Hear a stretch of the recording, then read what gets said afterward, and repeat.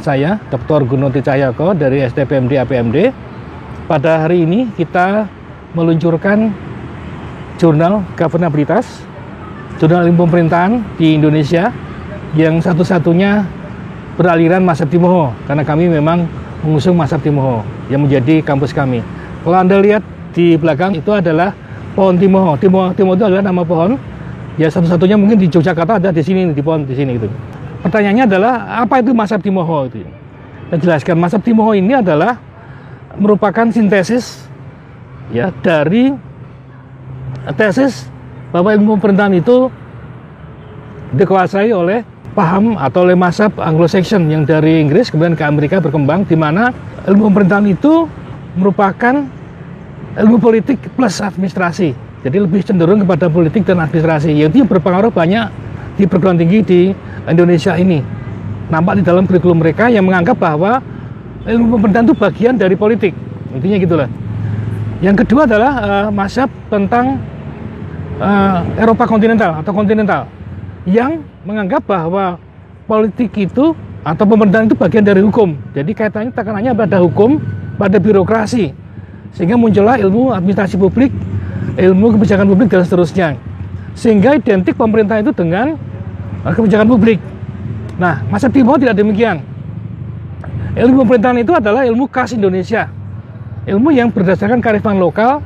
Ilmu itu adalah secara ontologis, juga strategis. Ilmu itu adalah harus berpihak kepada masyarakat, berpihak kepada rakyat. Ilmu itu adalah merdeka.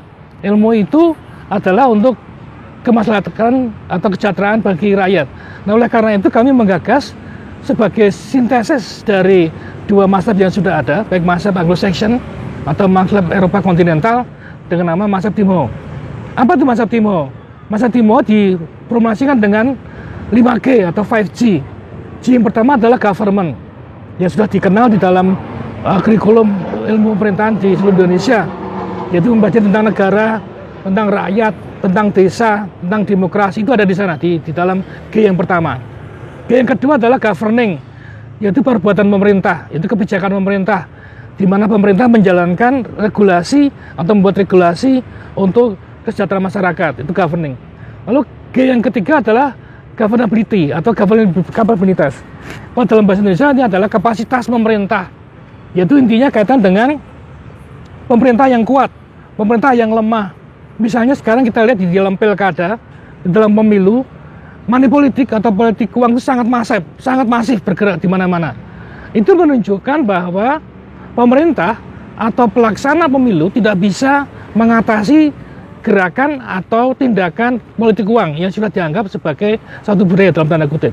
Itu ada di governability. Kemudian G yang keempat yaitu governance atau tata kelola, yang sering kita sebut dengan tata kelola. Sesungguhnya governance itu lebih kepada penjelasan relasi hubungan antara pemerintah pusat dengan desa, antara negara dengan rakyat, ya. Itu sudah ada. Dan yang berikutnya yang terakhir yaitu governmentality. Jadi yang baru di dalam konteks ilmu pemerintahan ada dua. Governmentality yaitu tentang kepemerintahan, itu taktik atau strategi tentang pemerintahan. Bahwa pemerintahan itu tidak hanya pada elit politik atau pada partai atau pada presiden dan wakil presiden, tapi semua orang itu adalah bisa mengaruhi. Semua orang memiliki kekuasaan mengaruhi. Nah, yang dua yang baru yaitu governabilitas dan governmentality, itu ya yang baru dalam konteks studi ilmu pemerintahan di Indonesia. Yang kami sudah usulkan kepada KAPSIPI, yaitu Kesatuan Program Studi Ilmu Pemerintahan seluruh Indonesia, untuk merevisi kurikulum yang baru sehingga dimasukkan dua hal tadi, yaitu governabilitas dan governmentality sebagai satu mata kuliah atau dua mata kuliah yang baru di Indonesia. Nah, launching hari ini dihadiri oleh peserta yang di ruangan ada sekitar 40 orang. Kemudian dilakukan deklarasi Timoho, juga disaksikan oleh peserta yang mendaftar lewat daring ada 99. Namun di dalam konteks tadi saya lihat hanya 71 orang yang ikut daring. Jadi total hari ini dihadiri oleh sekitar 130 orang disaksikan.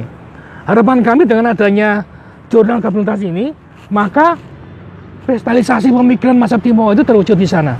Sehingga masyarakat tahu bahwa mereka memiliki ilmu. Ilmu itu ada di dalam masyarakat, di dalam kearifan lokal itu. Namun seringkali tidak diolah sedemikian rupa. Justru yang menemukan adalah para pakar dari luar negeri. Misalnya Clifford datang ke sini menemukan ilmu tentang santri abangan dan seterusnya. Ya, Lancaster datang ke sini menemukan ilmu yang baru. Kita kaya dengan ilmu.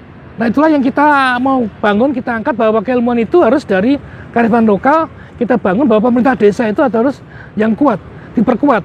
Keberpihakan masa Tionghoa adalah keberpihakan kepada rakyat, kepada desa, mengembalikan pemerintahan yang sesungguhnya, yang asli itu dari rakyat. Sebab desa adalah bagian terkecil dari satu negara. Dan desa itu adalah satu negara, kata satu filsuf di Yunani sana. Bahwa tidak ada negara, tidak ada desa, maka tidak ada negara. Ini sebelum negara ini berdiri, desa sudah ada. Ada ribuan desa sudah berdiri. Oleh karena itu kita perlu mengembalikan desa ini diperkuat melalui ya, rekognisi, melalui pengakuan, melalui subsidi, bantuan dana desa. Nah, dalam era COVID ini ada peraturan menteri yang memangkas bantuan desa ini sampai 30%, sehingga otomatis desa sekarang ini menjadi kesulitan dalam memajukan karena anggaran 30% bahkan lebih digunakan untuk mengatasi mengatasi kesulitan di dalam masa COVID ini. Padahal kementerian yang lain, presiden dan sebagainya sudah punya saluran sendiri. Nah, oleh karena itu sekarang ada satu krisis, ada satu bahaya bahwa desa akan diperlemah, ya, desa tidak akan diakui haknya lagi. Oleh karena itu kita perjuangkan bersama-sama untuk membela masyarakat kita, membela rakyat kita yang terpinggirkan.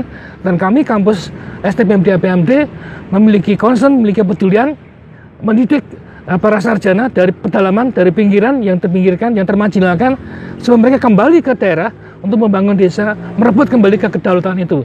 Karena kedaulatan itu ada di tangan rakyat, maka harus dikembalikan kepada mereka yang berdaulat, bukan kepada elit politik, bukan kepada para cukong atau para pemilik modal, tapi kembali kepada rakyat. Nah, kami ingin semangat itu menular kepada teman-teman di seluruh Indonesia. Oleh karena itu kami menerbitkan jurnal Gabungan Habilitas. Terima kasih atas perhatian teman-teman.